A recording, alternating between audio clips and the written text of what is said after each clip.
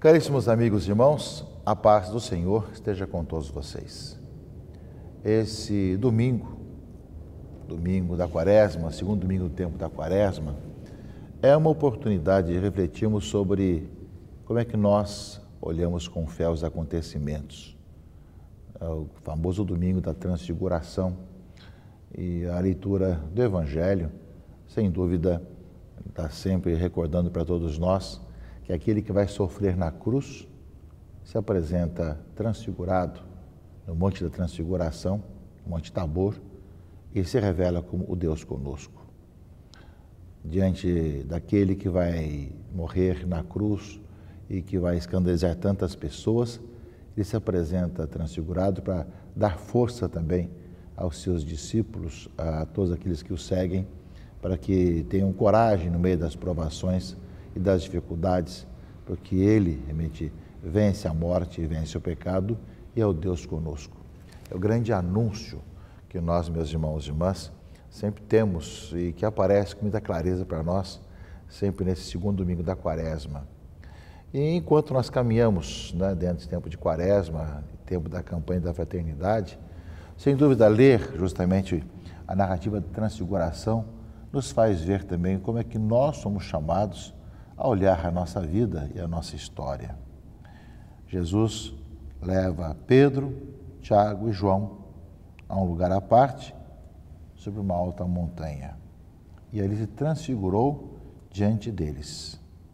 Suas roupas ficaram brilhantes e tão brancas como nenhuma lavadeira sobre a terra poderia alvejar. E apareceram-lhe Elias e Moisés, e estavam conversando com Jesus. Transfiguração, o Deus conosco, a maneira de expressar dos discípulos algo indescritível, como nenhuma lavadeira podia justamente fazer isso. E aparece ali que em Jesus, tanto o Antigo Testamento se atualiza. Justamente Elias e Moisés, o profeta e a Torá. Todo o Antigo Testamento então conhecido, ele resumido em Moisés e Elias, aparecem naquele que é realmente o profeta, o novo Moisés, o Salvador, Jesus Cristo, nosso Senhor. Parece, meus irmãos e irmãs, esse momento em que ele se transfigura e mostra que ele é aquele que vem cumprir as promessas do Antigo Testamento, esse Deus conosco, dá alento aos discípulos, aos seus discípulos. E é interessante, meus irmãos e irmãs, porque aparece aqui também toda a alegria e como é bom estar com o Senhor. Sabemos que durante a perseguição, durante a cruz, a condenação, será difícil para os discípulos suportarem tanta dor, tanto de ver o que estava acontecendo, como da perseguição. Mas ali, na Transfiguração, está muito bem. Mestre, é bom ficarmos aqui. Vamos fazer 3 tendas, uma para ti, outra para Moisés e outra para Elias. Ou seja, vamos ficar, é muito bom estar nessa vida. Ou seja, aparece justamente que estar com Deus em Jesus Cristo é algo que nos ajuda e nos faz felizes, aqui nesse mundo pela fé e um dia também na eternidade. Ou seja, estar com o Senhor é estar também com Ele transfigurado, é viver essa vida em Deus. É nesse aspecto que, precedendo a crucifixão, a morte de Cristo na cruz, também ele mostra e demonstra que estar com o Senhor é muito bom. E nesse aspecto, meus irmãos e irmãs, ali Pedro, diz aqui a leitura de Evangelho de Marcos, não sabia o que dizer, não é? Mas aí então tem uma teofania. Desce uma nuvem, os encobriu com a sua sombra e saiu uma voz. Este é o meu filho amado, escutai o que ele diz. Ou seja, sempre esses aspectos vão aparecer para manifestar que Jesus Cristo é o Filho de Deus, é o Filho amado, é o Verbo que se fez carne. Como também aqui, a nuvem sobre o monte fez com que os discípulos de Jesus também escutassem essa voz. Este é o Filho de Deus.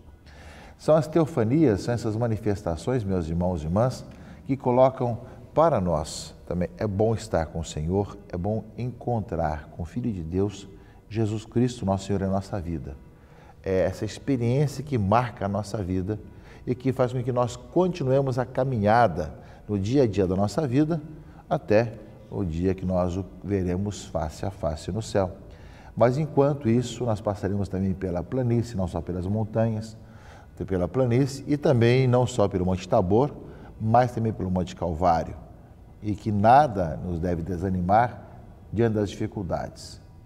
A leitura do Evangelho continua, que depois termina tudo, não viram mais ninguém a não ser Jesus com eles, e ao descerem da montanha, Jesus ordenou que não contasse a ninguém o que tinham visto até que o Filho do Homem tivesse ressuscitado dos mortos.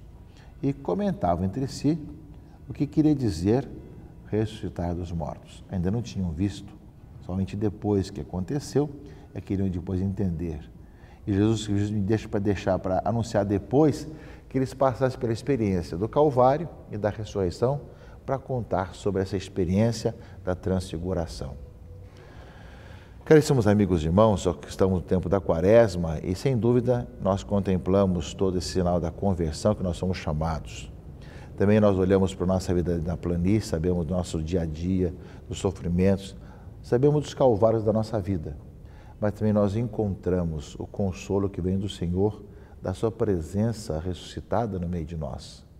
Ou seja, ali justamente aparece o Deus conosco, que cura, que nos liberta, que nos conduz, que nos ajuda a viver com alegria a nossa vida cristã, a testemunhar, né, o Senhor ressuscitado no meio de nós.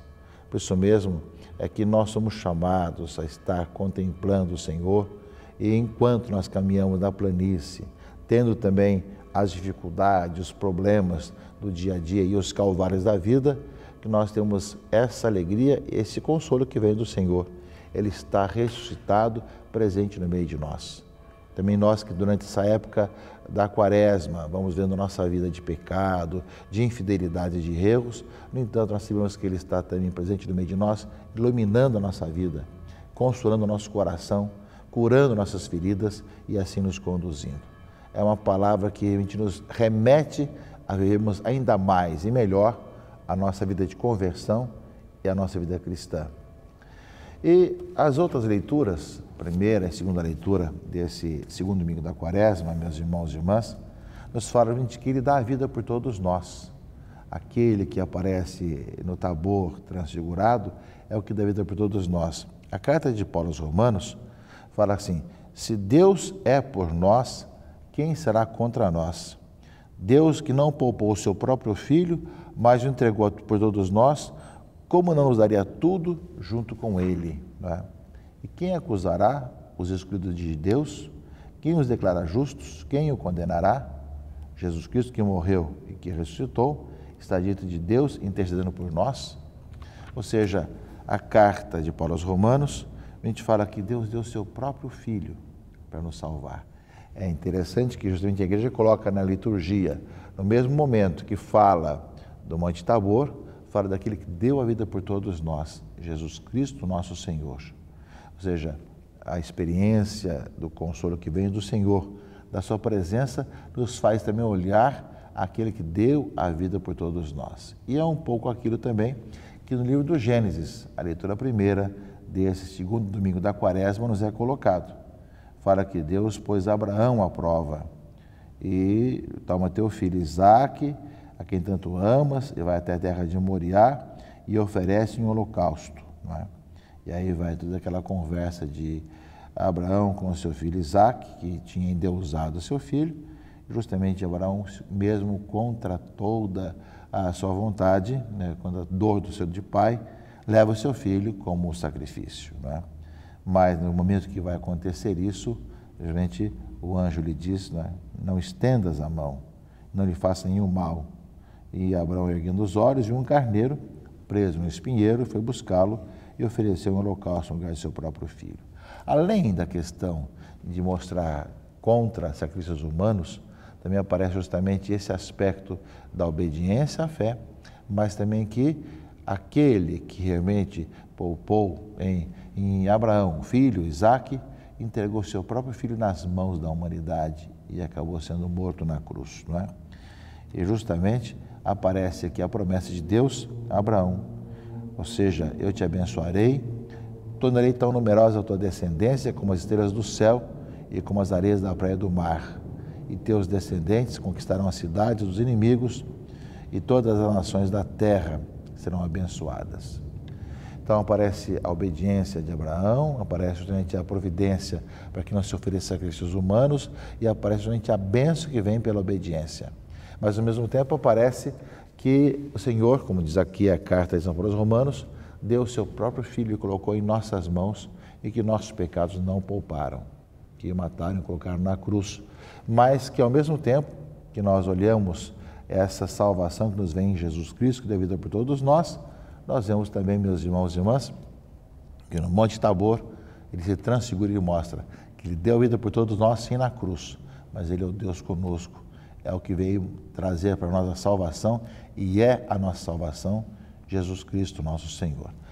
É nesse contexto, meus irmãos e irmãs, de Quaresma, campanha da fraternidade, que nós queremos bem dizer a Deus, né? E ao mesmo tempo nos pedir que nos dê o dom da fé, de crer, de enxergar a sua presença em nossa vida, de experimentar a sua presença que nos consola, que nos cura, que nos liberta, que nos conduz.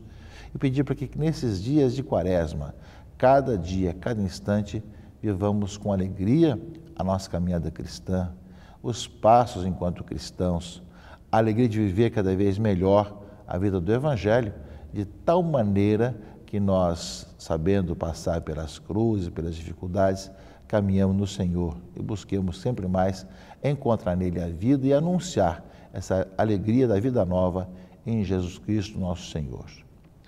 Também aproveito hoje para agradecer a Deus, né, pelos 450 anos da cidade de São Sebastião do Rio de Janeiro. Embora a celebração solene nós a tivéssemos feito no dia 20 de janeiro, dia do padroeiro da cidade, São Sebastião, hoje, nesse domingo, a cidade de São Sebastião do Rio de Janeiro completa 450 anos.